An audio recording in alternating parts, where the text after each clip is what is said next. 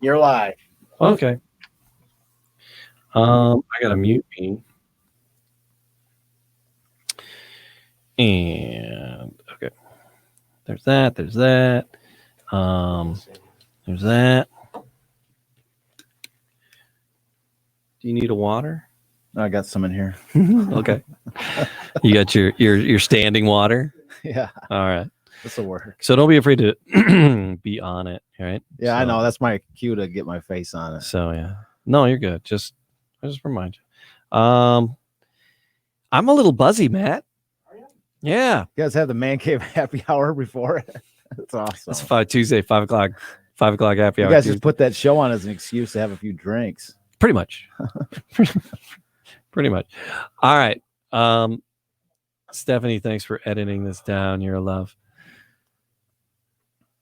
Ready to go? You're listening to the Podcast Detroit Network. Visit www.podcastdetroit.com for more information. 1935, the Lions win the NFL championship. The Detroit Tigers take the World Series. The Red Wings bring home Lord Stanley's Cup. Joe Louis begins his rise to world domination. This transforms the Motor City into Detroit, City of Champions.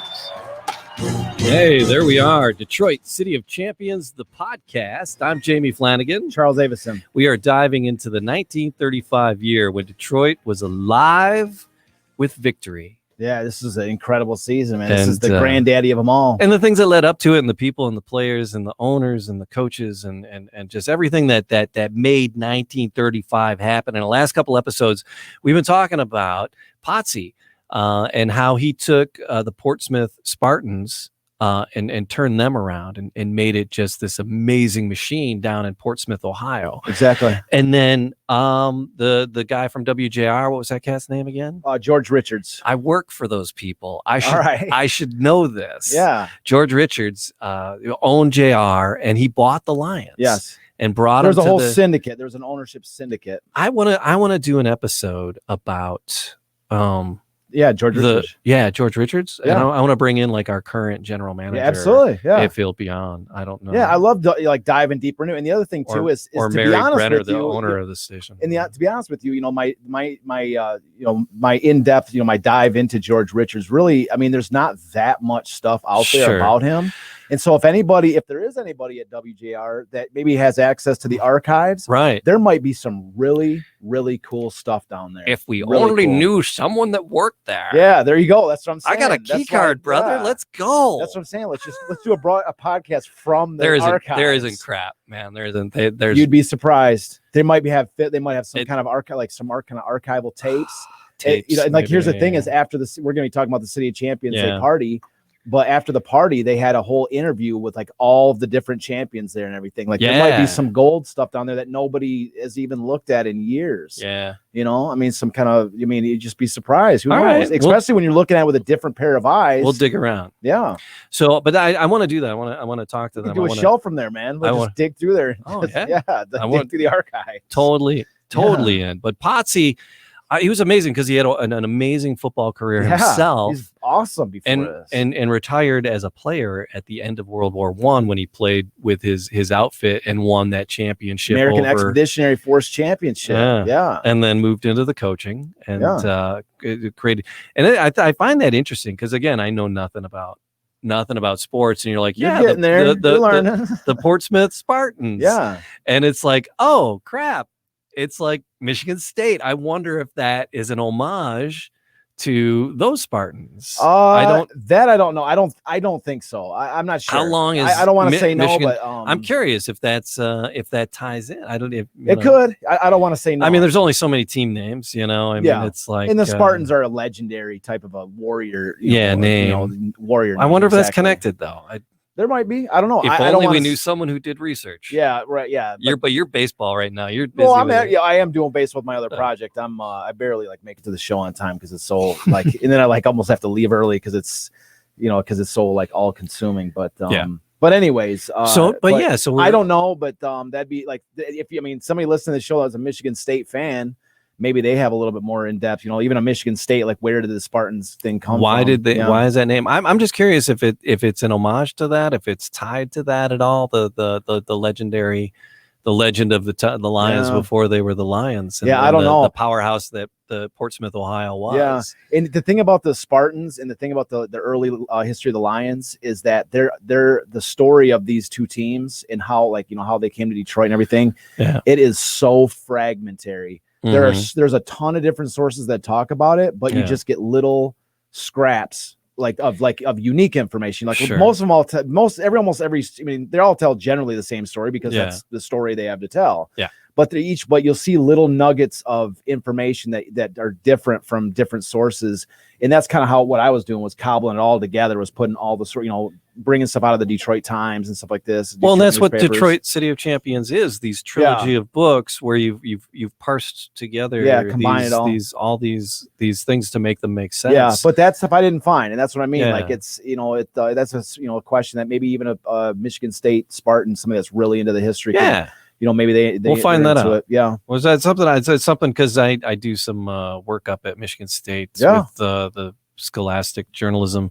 But you give one of these diehard fans a challenge. I got my undergrad at U of M in Dearborn, and then I have my journalism certifications through state. I got my master's from Wayne State, Detroit. So I don't know what sweatshirt to wear. I'm really confused. But so I got friends on both ends. It's the house divided for me. Sure. You're divided amongst your own self. You gotta wear like a quilted shirt with all the different pieces on it. It's it's just each one of those voices in my head gets their own sweatshirt to wear. Yeah, that's good. You can rock it whatever days suit you the best. So what more do we need to know about Potsy? Where do we leave off? Where are we going? Well, we left off in the last show talking about the American football player. Yeah. And so I don't know if can we put that up on the screen just to show anybody that's viewing the show? I didn't do my. It's the headshot of the Dutch Clark with the side angle. Oh yeah, that astounding photo. Yeah, that photo, and it was it ended up in Life or Time magazine. Time magazine. Yeah, just this, and it was like a candid photo that the guy snapped bottom the left, bottom, with the head to the just side there. There you go. That's Spartan looking fella. So that is that photo is so cool. It's actually got a name. Yeah, that is called the American football player. Jeez. And that photo, I mean, that is as iconic of NFL as you get. I'm pretty heterosexual and everything, but that is a good looking fella, is what I'm saying. Yeah, that's my thought so too. But anyways, so that photo was seen out, comes out in the Detroit News. It was again William Kunzel, just an absolutely basically any iconic Detroit sports history photo. Tigers, Lions, even it's even a couple Red Wings, but especially Tigers and Lions. But this is really the most iconic Lions photo. But some of the early really iconic with the photo with Ty Cobb sliding into third base. That is William Kunzel, that iconic image. And so William Kunzel did this photo. We read in last week's show, the very tail end, the story of how he got that photo, of how he got this. And after he took the photo and it got big, he put it in the Detroit News, and they the readers requested actual full photos of it, like copies of it, instead of just a newspaper image. And so it was so popular in Detroit that it got into Time Life magazine. It was seen by everyone across the country. And then William Kunzel, they tried, even Dutch Clark even said, let's do a photo shoot and get a really good one. Exactly. And then he said, Dutch Clark even said in the last show, we read the quote, how Dutch was even saying he must have shot 100 photos and none of them ever came out as good as that one. I love that. Yeah, it's one first shot, that unpredictable shot. That's why and I tell my kids it's like happy accidents, because I teach journalism, and that's part of it, the yearbook and the newspaper, and it's they have to go out and capture these moments. And the beautiful thing about today with digital is shoot. You're not gonna, you might fill up the card, but you're not really gonna run out. And because you never know when you're gonna hit that. You get that. You gotta be smart. You gotta have your eyes open. You have to.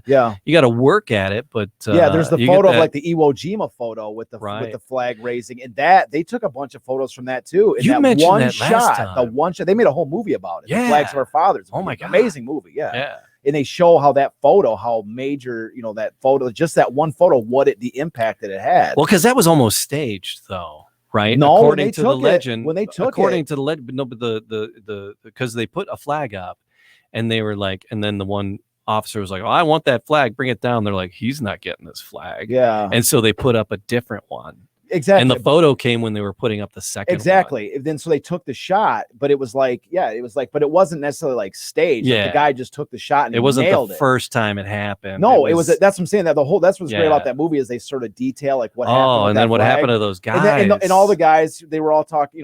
They all had stories like we weren't. The original guy, did this and the other. Yeah. But they're like, it doesn't really matter. Like we're trying to like keep the morale going for the war, and you guys are the flag raisers in this photo. That is an amazing, and that's what I love about. That's what is pompous prick that I am. That's what I love about this show. That's what I love about your books. Yeah. And the stories that you tell.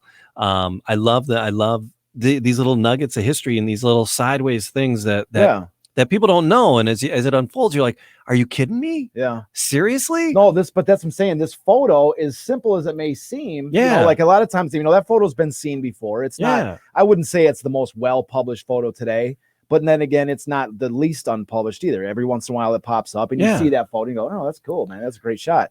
But what a lot of people don't realize is just the impact that photo had. I'm not saying it was in the caliber of the Iwo Jima flag raising photo, but in its own way, it was in its own way, for what it did, because what it did was it was seen by everybody in Detroit, first of all. Yeah. And again, the Lions had failed. The NFL had failed to establish a team in Detroit 3 times prior to this in much better economic circumstance, the 1920s. Yeah. And then, so here's the Lion, Detroit, the Tigers go crazy in 1934. They bring in the Portsmouth Spartans, change the name to the Lions because they're trying to associate with the wildly popular Tigers. And so, all of a sudden they issue this photo and it's just an incredible photo. Yeah. And so everybody in Detroit's like asking for reprints and, actual photos of it. So that alone generates interest in the team and everybody's identifying with the Detroit Lions. All right. Like all the other team names that were prior to this, are all basically forgotten about. Now it's the Lions, Dutch Clark, the Lions, the Ty Cobb of football. Like the name Lions is becoming, synonymous with, Detroit now has an NFL team. As small as the NFL might be at this moment, that's their team, is the Lions. The branding is what emerges out of this photo. And so not only the photo is so cool and so well received in Detroit that it's now seen that, Time Life magazine picks it up and, features it in their issue, which I think we talked about that. I think it was December 28th. I got it written down, but it was December 28th, 1934. Yeah. That's the issue that it comes out in. And so it's being seen in the off seasons after the season's over. And so it becomes seen to a nation of Time Life magazine readers who are also, whether you like the Detroit or the Lions, whatever, you can't help but be, sort of taken by that photo. Like, that is a cool photo. Yeah, hell yeah. And so but now you're seeing that, like some people across the country are seeing this, and they are also identifying the NFL with Detroit, with the Lions. That is the branding of that. You see, it spread the awareness of the Lions' existence to a nation of fans, or a nation of potential fans, even if they weren't necessarily fans of the NFL. They, from then on, anytime they did, that was that association with the photo, Tigers, the Lions, Tigers, Detroit, Lions, Tigers. So that's what I'm saying. So that groove is there. Yeah. So that's where we left off last week. We were talking about that photo, and it's a really good place to start because it's that photo really was a transition because it was appeared in that Time Life in December of 1934. After this, the Lions had in essence collapsed at the end of 1934. They started off the season 7 straight shutouts, didn't give up a single point, 10 straight wins, just romped through everybody. The first team that did score on them, they put, it was the Pittsburgh Pirates, and the Lions romped them 40-7 because they were so mad that the team had scored had scored on them and broke their streak. And so, anyways, the reason why the team lost at the end of the day, they lost to the Packers 3-0. A team that they beat 3-0 earlier in the season with Glenn Presnell's record 54-yard field goal. And then they lost to the Bears twice in a row at the end of the season. And so to the fans of Detroit that were all of a sudden thinking that they might get a consolation prize after losing the 1934 World Series, they're like, oh, we be the Lions, we'll get an NFL championship. And no, they folded at the end of the year. And people are like, what happened? The Bears and Packers, who are these people? That's what I'm saying. Now all of a sudden you're starting to these fans that are becoming fans of this NFL team. That is the beginning of these rivalries.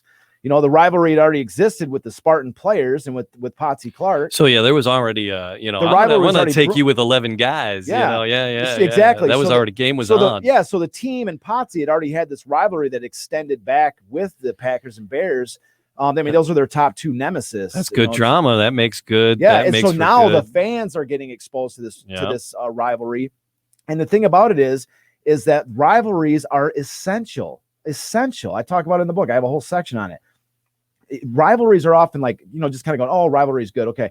But a rivalry brings additional interest, even in seasons where a team is not necessarily, playing well. It's that rivalry game, which, really amps up the fans and keeps people coming back. Even if your team is not out of, is out of the championship picture, you still have that game that's like, we don't care about our record. We care about beating this team today, Yeah. So that this is the beginning of those rivalries with those two teams. And as we're going to talk about today, that rivalry extends, into 35, and it leads to one of the most incredible. I mean, I know there's a lot of stuff that I get excited about in this story, but the ending of the 1935 season, we're not going to talk about exactly what happened in the 1935 championship game, right? As per usual, because we're going to lead that to a finale where we talk about all the championships in a row. But the regular season, what happens to the Lions in 1935 and what they overcome is unbelievable. All right, so I didn't see. And here's story. The thing, because you and I have talked a bunch about this, and you're a baseball guy generally. I mean, you love all. You love them all. Yeah. And when we've talked, it's been the elevator pitch. We haven't been. So I have no idea what you're talking about. How 1935. No one does. That's what I mean. Like this story of this. That's what I'm so excited about doing this show and talking about this particular thing. There's so many fascinating stories, but this story here, they're all, it's tough to say which one is my favorite. I actually would say Garwood is my favorite, and that's not gonna be talked about for a while. So we're gonna leave people hanging and wait for down the road a little bit. But this story's, by the time I'm done telling the story, tell me, anybody that's watching this, tell me this is not one of the best NFL football stories you've ever heard. Yeah. Tell me I'm wrong. So anyway, we begin with this idea that the Lions had folded at the end of the season to the Bears and the Packers at the end of the season. And Potsy Clark realizes that the reason why that they had lost is that he had been overutilizing his number one stars. Okay. Dutch Clark, Glenn Presnell, Frank Christensen. Frank Christensen was one of their best. He was their best punter. But punting was a huge element of the game. It was field position back then. A lot of field position game. Okay. But a lot of their starters had been just mangled, and they were by the end of the year they were playing, and they were like they should not have been on the field. They were walking wounded. Beyond walking wounded, they were walking mangled. No concussion protocols. No, they were wearing those leather helmets. Yeah. Oh my gosh, can you imagine? Protocol. I don't even know what that is back then. So, anyways, so he realized that his number one stars had been badly overused. Okay. And so he needed to now fill. He needed to bolster that starting group with some new blood. With some new stars. And so this team, keep in mind, we've already talked about this. This team had won 10 straight games, shut out seven straight teams. So this is a pretty good team, right? This is a pretty good team. They're doing stuff. You look at the NFL record books especially for defense, and you're going to go through the list and see a ton of records that are just sprinkled in there. 1934 Lions, peppered all the way through the list. And so, this is a pretty good team to sit there and go, oh, I got to make some major changes for this team. That's a pretty gutsy move. And so, but he knows he needs to bring in a stronger reserve depth that he can rely on these reserve guys more. So basically he can protect his stars, meaning Dutch Clark, Glenn Presnell, and these guys. He can save them and keep them in as best shape as possible till the end of the season, and then unleash them, in prime shape. That is his plan going into 1935. All right. And to facilitate it, go ahead. So I have that image that you sent me with the map there with the Z on it. It's a great way to bring it in. I have that, and then the video that you sent me. I have that, but it's a little long. Why don't we save the video Potsy for the end, and we'll kind of give it like a little homage to Okay, Potsy there's like 5. It's like 5 minutes. It's a little over 5 minutes long. Just the first 30 seconds is good enough. I just wanted to show what Potsy looks like in that leather jacket. Okay, it's just I didn't know what you needed out of that, but I was able to. That's why I've been trying to pull that up and get that extracted. Well, we're good for a quick second. Let me explain. Because we'll bring up the timeline. So I got it. That's easy as that. So anyways, so the idea is what Potsy does is this is his brainchild. Is he has on September 6th, he has what's called the varsity versus freshman game. Oh, okay. So over 48 college stars are invited to play against the Lions veterans. Oh, okay. Yes. And back then they played at Cranbrook University. That was what their practice field was. Right. Cranbrook was where they practiced and lived and stayed. And because, and it was, its college was a little more popular than massively more popular. The NFL. Yes. At the time. Yeah. So anyways, yeah. So there was a ton of stars that came out of there. And so the varsity, meaning the Lions, pounded on the freshmen. I don't have the score right here. I know I have it somewhere. I was looking for it before the show. But they beat them pretty good. I think it was like 35-8 or something like that. But they beat them pretty good. And but anyways, out of this varsity versus freshman game, 8 players are chosen to become Detroit Lions on the 27-man roster. Did they know that was part of the deal, or was absolutely. It was kind of a scouting thing? Oh yeah, they wouldn't bring these guys in unless they were trying to bring, trying to identify players. Yeah, that's interesting because they didn't have the combine back then. But what better way to have a combine? Like, think about how valuable that would be today. This is probably like one of the first combines. Yeah, it is, but it's better than any combine that's they're really playing. Today. Oh yeah, you're jumping up and how high you can hit, or 100-yard dash. Imagine if a team was allowed to bring in college players. How do you 100-yard dash if somebody's on your heels?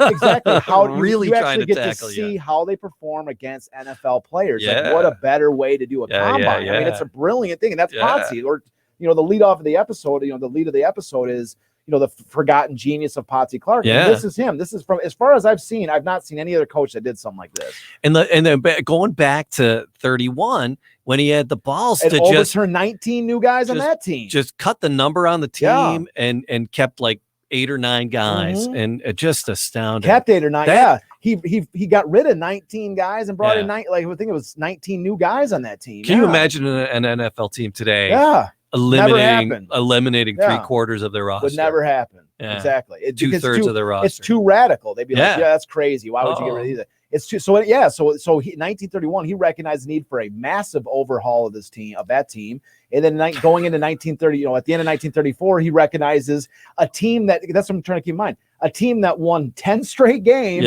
and 7 straight shutouts needs to be overhauled with 8 new guys on a 27-man roster. That's what I'm saying. Well, that only got him to second place. Exactly. He's like, we're trying to win it all. Yeah. Right. Like, that's not good enough. We need to overhaul this team. And he does. But what's important to understand about this in particular, and that's one of the things we're going to talk about. I almost want to do an episode of this freshman varsity game. I just wish I had the score here. I got to dig it a little deeper. But because I at least want to talk about because the guys coming out of this are essential, and we will talk about them in more detail later. But one of the essential components to understand, and we've talked about his name before, Father Lumpkin. Okay. Father Lumpkin, we may have not gone too deeply into. We've talked about how Father Lumpkin was a fan favorite. Okay, goes all the way back. He was the guy that Potsy threw off his team on the very first day of practice in 1931. He was a team captain. He was a fan favorite. He's one of the number 1 players in the team. He was a blocking back, a tough linebacker type. Played on defense. He was that tough tackling guy that went up to, faced off against the Bronco Nagurskis of the other side. He was a great player. Father Lumpkin was an excellent player. And anyways, Father Lumpkin is cut from the Detroit Lions. Oh, they cut him. Potsy cuts Father Lumpkin to make room for one of these 8 rookies. Okay, this is like the effect that this has, on this team that you've just lost. This team leader, team captain. He was a fullback. He was a running back, but he also on defense he would switch around and play middle linebacker, So he was a tough tackler, runner. He primarily served on offense as a blocker, and he was an excellent blocker. I mean, he's regarded as one of, if not the best blocking back in the league. And so anyway, so Father Lumpkin is cut, and I wrote it into the screenplay. This is one of the main arcs of the 1935 Lions season in the screenplay. Is the way that I established the character in the screenplay is I build Father Lumpkin up so big in 1934 section of the story, and then when you cut him, as a fan watching the movie, you're like the way I tried to set it up was you're like one of your favorite characters has just been killed off because he's just been written out of the story. He's been cut. That's how I wrote it in the movie because that's really what this is all about. Is Lumpkin gets cut. So anyways. So now this team is revamped. They got these new rookies. They're heading into the season. Unfortunately, the rookies did not click with the veterans. The Potsy's plan did not go according to plan. It did not work out the way that he wanted. This is, go ahead. So this game wasn't part of the regular season. It's not mentioned anywhere. You'll never see anything I'm about looking. it. I'm looking. Keep digging. I'm thinking, I'll pull it up. I'll pull it up only for him. Only in this book, bro. Yeah, okay. Only in this book. I've got all the articles here to back it up. All right. But other, like Good I say, God. I'm giving up. I'm not. I'll show you photos if you want. No. And I'm finding stuff. I want to do a whole show on it because it's a fascinating, the whole concept. All right. Especially since it takes place at Cranbrook. And anybody, all these people that, that people from Detroit know, Cranbrook is such a cool setting. Oh, yeah. And like this is they have dormitories. It's a college. It's small. It's art college. So it's cool if you think that the Lions, and they actually have team photos. I have a photo in the book here where they're posing in front of Cranbrook, the buildings. So anyways, so it did not go according to plan, at least initially. Okay. Yeah. And so I'm just that's why we have that the timeline up there, because that's pretty much what I'm going to read off for right now. So if you're at home and you can't see it, if you're listening to the podcast, don't worry about it, because I'm just you can find it on Facebook and YouTube. Because what's important to understand about this timeline, this is why I wanted to put on the screen for those of you that can see it, and those of you that can't, we're going to read it straight off. And then what's important to understand is that all the events of the Lions represent the fulcrum, the pivot of the entire 1935 City of Champions season. Everything, even though they're the least talked about, they're the least covered, everything about their season revolves around everything that is going around in the City of Champions. Without the Lions, there would have been no City of Champions season, because again, they were the ones that sort of, the Tigers win the world. Joe Louis does his thing. The Tigers win the World Series, and it's like they pass the baton to the Lions, who grasp the baton, and they have it for the baton of victory, the victory flame, and they have it in their hand for but a second before they hand it to the Red Wings. Yeah, you see, and because the Red Wings, and it was as they were passing it is when all of a sudden everybody, the reporters in Detroit are saying, "My God, we could win them all this year," and it was the Lions' moment had already passed. You see, and it was then it was the Red Wings' chance to get all the attention because they were the final leg of that sprint, winning that championships.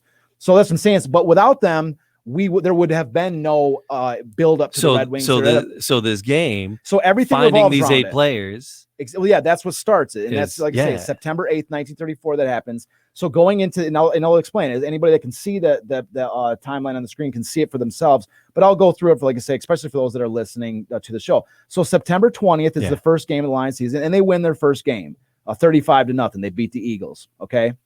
So that's September 20th. September 21st, the Detroit Tigers clinched the 1935 pennant.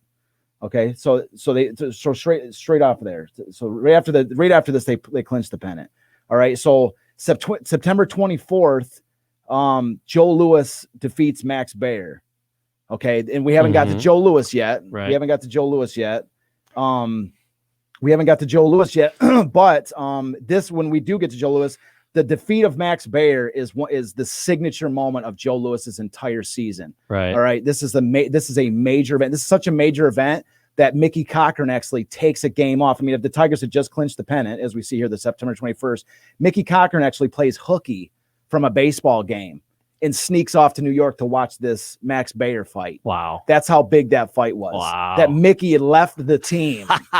Die hard. The manager, coach, who would crawl through glass to win a game, sneaks off from a game against Cleveland. Yeah, that's what I'm saying. Like, Mickey, of all people, would never miss could crawl through glass, let a player score at home plate, and he's skipping a game to go watch. So that's what I'm saying. So these are the events that are swirling around. Is Joe Louis's biggest moment in 1935. So happens. That's just flooding the papers. Yeah. So who cares? That's a great win, but the Lions are back news, right? Yeah. And so game 2, the Lions tie the Chicago Cardinals 10-10 again. Okay, great. So it's game 2. So game 3. The Lions are beaten by the Brooklyn Dodgers. Okay, 12-10. And why is that significant? Because guess what team Father Lumpkin signed with? The Brooklyn Dodgers. Father Lumpkin goes to the Dodgers, in their first loss of the season, 1935. Keep in mind, the year before they lost a game to the 11th game of the season. They were dominant. Right. In their third game, Lumpkin is on that team. To the guy they cut. is one. I mean, he's one. He helps his new team beat the Lions. Okay, Yeah. and so the day after their first loss, October 7th, Tigers win their first World Series championship. Okay, the city is going nuts for the Tigers, right? The Lions, hey, we're still in it, guys. Yeah. Who cares? It is World Series. We're cutting up the ticker tape for a parade. Yeah, they are in the middle. They're rigging up machine guns in the bell towers in Detroit to add extra noise to the sound. Literally, putting machine guns up in the bell towers of downtown Detroit to add noise to the festivities. And the Lions are 1 win, 1 loss, and 1 tie. Exciting. You know what I mean? Nobody cares about that. So that's what I'm saying. So shortly thereafter, so game 4, the Lions beat the Boston Redskins. Okay, great. Right. So the 2-1-1. Game 5, Lions are beaten by the Packers 13-9. There you go. So you see what I'm saying? So this is Packers. So you can see this new blood that's brought into this team is not gelling with this dude. I mean, you can just tell because this is a totally different team. They're getting beat. They're tying. They're getting beat. So anyway, so now we go into game 6. The Lions get a win, 14-0 over the Boston Redskins. All right. So game 7, November 4th, Lions defeat the Chicago Cardinals 7-6. Little squeaker. They get the victory. Okay. And then this is where it really starts to get. This is where my favorite part of the story really starts to emerge. Okay. So game 8, November 11th. The Lions are beaten by the Green Bay Packers 31-7. Oh, okay. This is the worst loss in the history of this team. As for the 5th time or 10th time already, I want to point out that the 1934 Lions are not losing the game 31-7. No. Okay. They're if they lost, they were losing 3-0. They're losing 16-9 maybe, but they're not going to get beat by the Packers 31-7. Okay. So this is the worst loss in this team's history. It sounds like this team is going nowhere. Exactly. That's the problem. And because they were beautiful the year before and took second place. Yeah, well, exactly. They had to win. They won 10 straight games and that didn't give up a point for the first 7 and finished in second place. Yeah. So they had to be elite. So they are floundering here in 1935. Horribly. Floundering so badly that at the end of game 8, after November 11th, the Lions are in last place. Oh, okay. The record is 4-3-1. Yeah, they're in last place, and so facing the last. So they only have 4 regular season games remaining. Okay, and they're in last place. Now I want to tell you who the teams that they have to face. Okay. The Packers, who they just got beat 31-7, and they got beat earlier in the season 13-9. So they've already lost twice against the Packers. The most recent victory was a blowout. So they got to face the Packers in the very next game. Okay. Then they got to face the Bears twice. Okay. And so the Bears. And so the Bears, as we've talked about on the last show, they had not beaten the Bears since 1931. This franchise, the Spartans or anybody had not beaten the Bears. They lost them in the 32 championship game. They lost to them in the Bears beat them in the first Thanksgiving game in 1934. The Bears eliminated, beat them twice in 1934 to knock them off. Right. And so they got to face the Bears twice, once in the Thanksgiving game, right? In the 35 Thanksgiving game.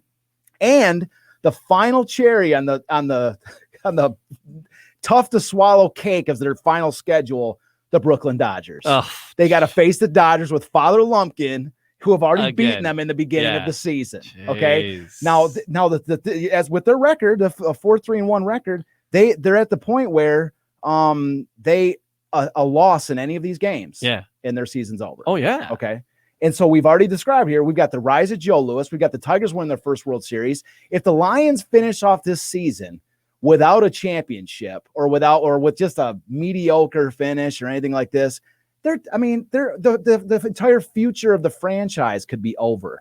It could be irrelevant. You see what I'm saying? There's nothing worse than a team. If you're irrelevant and nobody cares about you, you're done. Yeah. In the NFL had failed 3 times to establish a team in the city prior to this.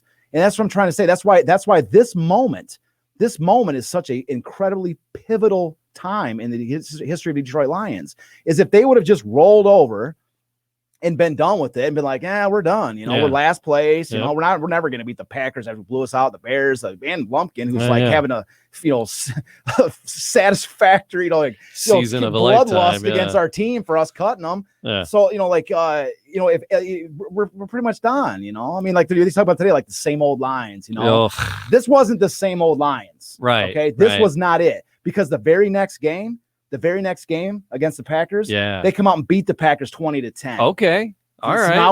Now we're moving, right? We just picked up a win in our very next game, right? So that's November 17th. November 24th, game 10, Lions versus Bears. Okay, a tie.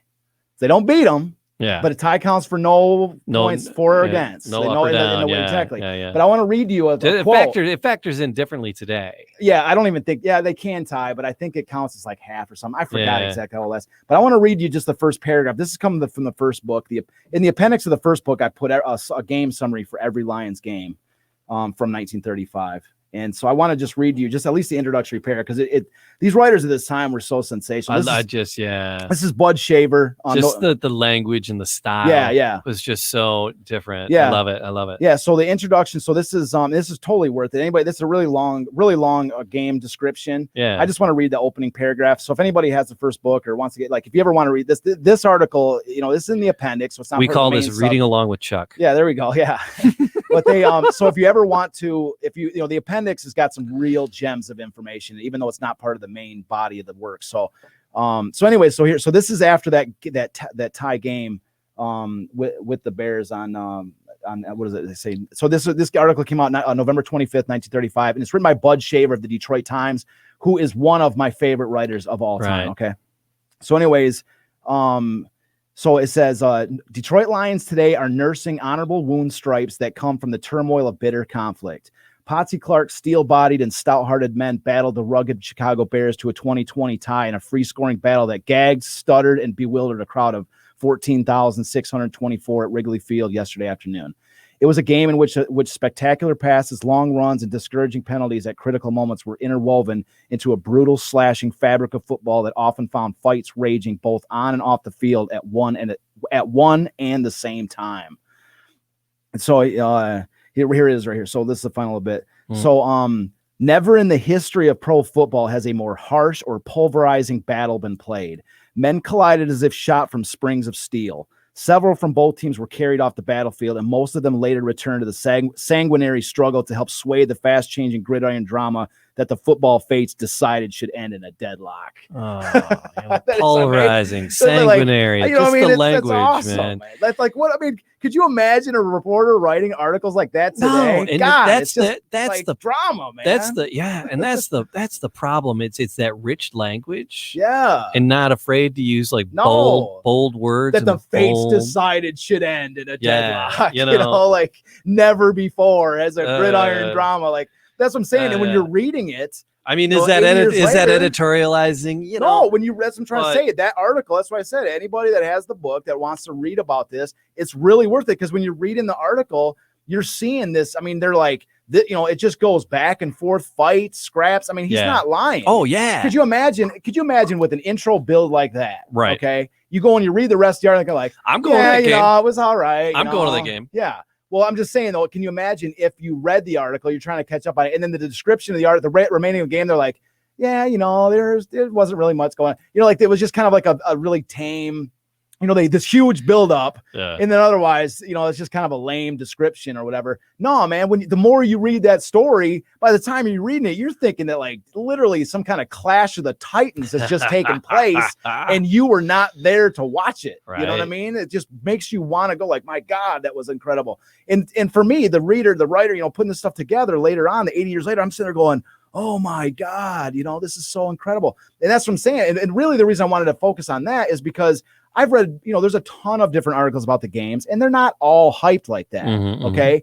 And that's what I'm trying to say. And that's really what I'm trying to get at by focusing on this particular game, is that the write-ups of these games were not all like that. Okay. There was a reason why. And when you read the article in this book that talks about that particular game, you realize and think about what's going on at this moment. Okay. The Lions are fighting for maybe the survival of the franchise. Yeah. Okay. They were last place going in against the Packers. They beat the Packers. And now here they are. They got 2 games against the Bears, who they'd not beat since 1931. This rivalry has developed for this long. Is it really that impossible or implausible that this game is going to be like the culmination of just like a warfare between this Lions team and the Bears? They cannot lose this game. So this is essential. So this happened. What do the Bears want? The Bears want to win too. The Bears ain't trying to have the Lions or this Portsmouth team that they beat over and over again. What are these Ohio boys doing in Detroit? Well, exactly. What's going on also here? The rivalry, as we described. That's why we spent a lot of time introducing the rivalry with Potsy. And this is George Halas. We read a quote where he flipped Potsy off during the 1933 championship game, and he tripped Ace Katowski running down the field none of that stuff. These guys is new. hate each other. Yeah, the coaches hate each other. The players hate each other. These guys, and this is a rivalry. The Bears were partly responsible, at least as much as the Packers the previous year, for ending the Lions' incredible 1934 season. So what happens with the Bears next? Yeah. So anyway, so they tie the Bears 20-20, as we said, for this game. Yeah. Right.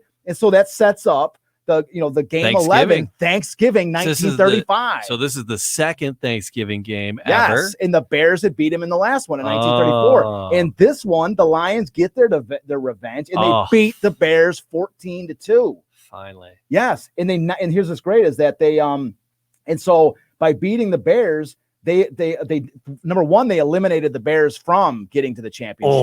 Yes. And so they returned the favor from the previous Thanksgiving because the Bears eliminated them on that Thanksgiving game. Right. And it created a mathematical chance for the Lions to get to the 1935 NFL championship. So you're saying there's a chance? Yes. I'm saying there's a chance. But in order for that Carey chance when you need so you're saying there's this is what they needed to have happen. There's a few, I think there was another one or two circumstances, but I'm going to kind of introduce what did happen to shave off like four other possibilities. So the Lions had to win their next game against the Brooklyn Dodgers. Okay. Mm-hmm. And the Bears had to beat the Chicago Cardinals. Those were and we're going to see here. Those are this is the scenario they have. And so it's in good chance of the Bears beating the Cardinals because the Bears are the Bears. But anyways, but the next game is the game that the Lions have to win, and it gets the Brooklyn Dodgers. Okay. Mm-hmm. It's against the Brooklyn Dodgers. Again, we've already introduced Lumpkin is on this team.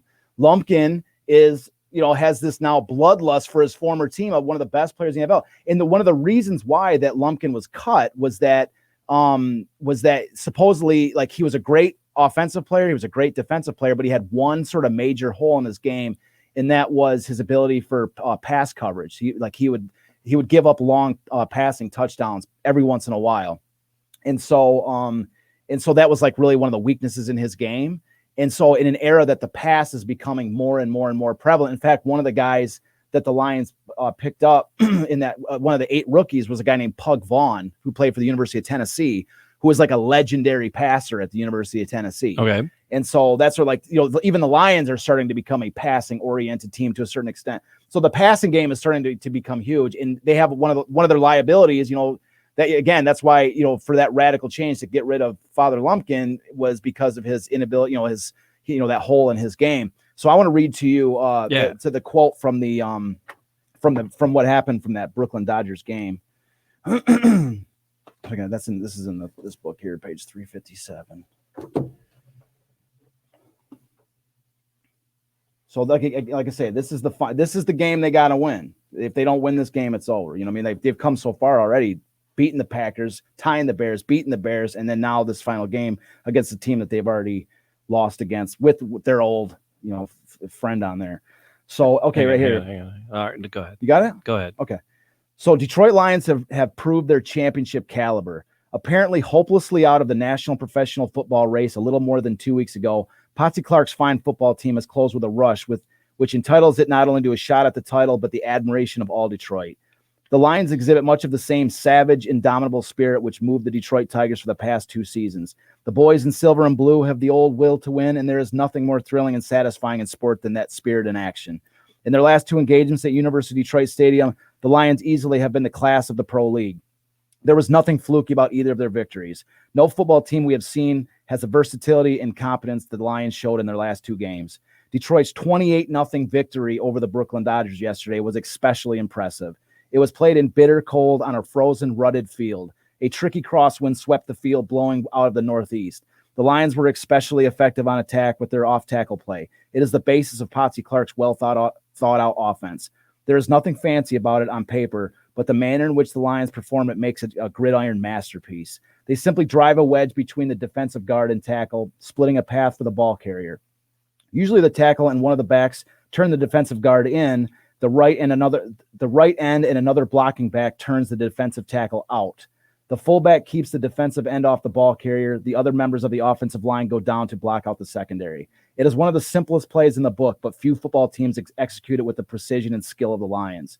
If one man fails in his assignment, the play is a flop. Yet the Lions gain on it time after time against some of the smartest and ablest football players in the country. That is how well they do their job. Not only must the play be perfectly timed, but the backs finding the hole at just the right moment, but the line must function as a unit with the same fine timing.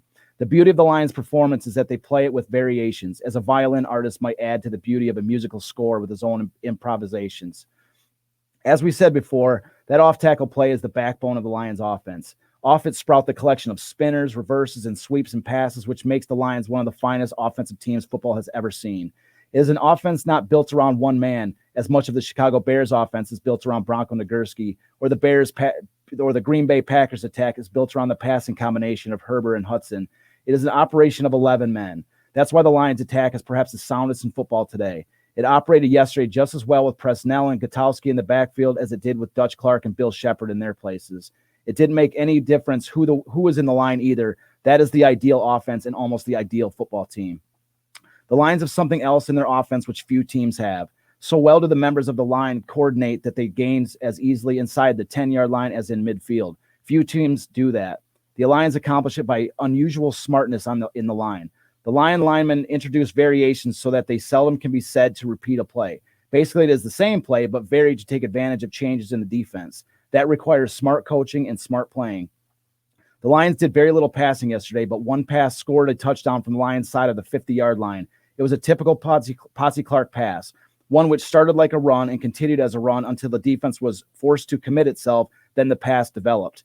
Presnell was out on the left flank, right where Dutch Clark was to take a lateral pass and score a touchdown against the Chicago Bears last week. Gutowski started running to his right, faking a lateral to Presnell. Presnell waited until the Dodgers came streaming in to break up the play. Then he ran straight down the field, right past our old friend Father Lumpkin. Gutowski threw a pass which carried all 45 yards through the air. Presnell caught it on the dead run on about the 20-yard line, a full stride ahead of Lumpkin, and raced to the rest of the way for a touchdown. Poor old Papa Lumpkins hasn't improved in pass defense since he left the Lions, and this time he gave the Lions a touchdown instead of the Lions' opponents. Man, yeah. So it's a nice little description of that game. It's. So you're telling me there's a chance? All right, so now there's more than a chance. Now there's more than a chance that the Detroit Lions have just done their bit, and now they listen. There's a great quote where they're basically listening on the radio for the Chicago Bears results to come in, and in fact, the Chicago Bears beat the Chicago Cardinals, and now the Lions are headed to the NFL championship game. How big a difference! Just a matter of 4 weeks. Yeah. Just 4 weeks. Yeah. The Lions are in last place, facing the hardest part of the schedule that perhaps they've ever faced. You know what I mean? Like literally, what else can you add to that list? What else can you add to that plate that would make it more difficult? Injury? No, there's nothing. There's Packers who had just blown them out. Bears twice in a row on Thanksgiving.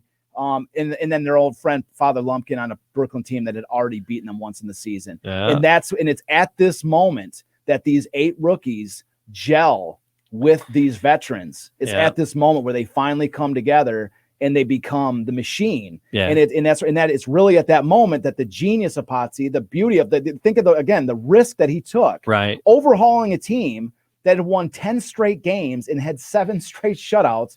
He overhauls this team and the guts that it takes to do that. And it coming in because he knows that, like, at the end of the season, I've got to have my starters fresh. Yeah. And here they are entering against Green Bay. So that's what nobody noticed. We didn't talk about this up until now is the idea that they might have only had 4 games left. They've been at in last place, but they were going into those games with the best players they had in tip-top shape, which was Potsy's plan from the very beginning. That's so what I'm saying. The genius was behind this whole thing. Yes, that's what I'm saying. So, like, as long as they were within a shouting distance, he knew that they had to get past the Packers and Bears. Yeah. He knew it.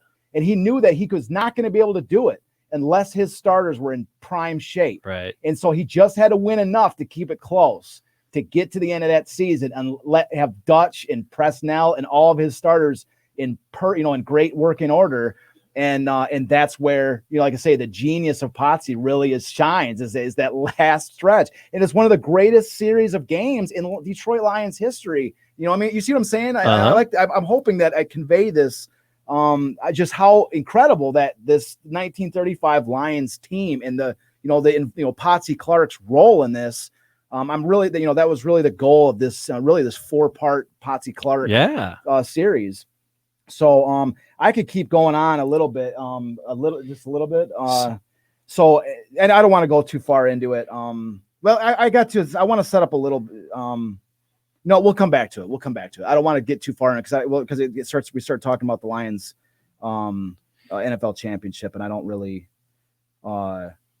We'll leave that. Well, I'll leave this to the introduction of the Red Wings. I'm not sure if the audio is. Let's see if the audio is going to work on this. We might wrap it up here. Yeah, that's right. We want to show Potsy a little bit about Potsy. Yeah. And so please, 40 seconds. Thanks for joining us on this journey. Like, subscribe, leave a comment wherever you're watching. DetroitCityOfChampions.com. And let's look at. I don't think there is any audio for this, but the main thing I want to show is for the viewer that's watching this. Is just it. I love this video because this is like a sort of homage to Potsy because it shows Potsy in a leather jacket. This is like the coolest Potsy Clark video. All right, is it Sharon? Yeah, it's up there.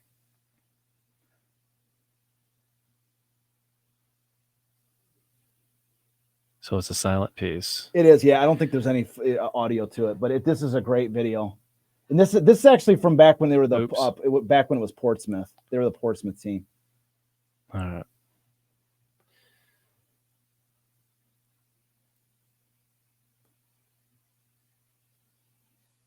Oh, there he is.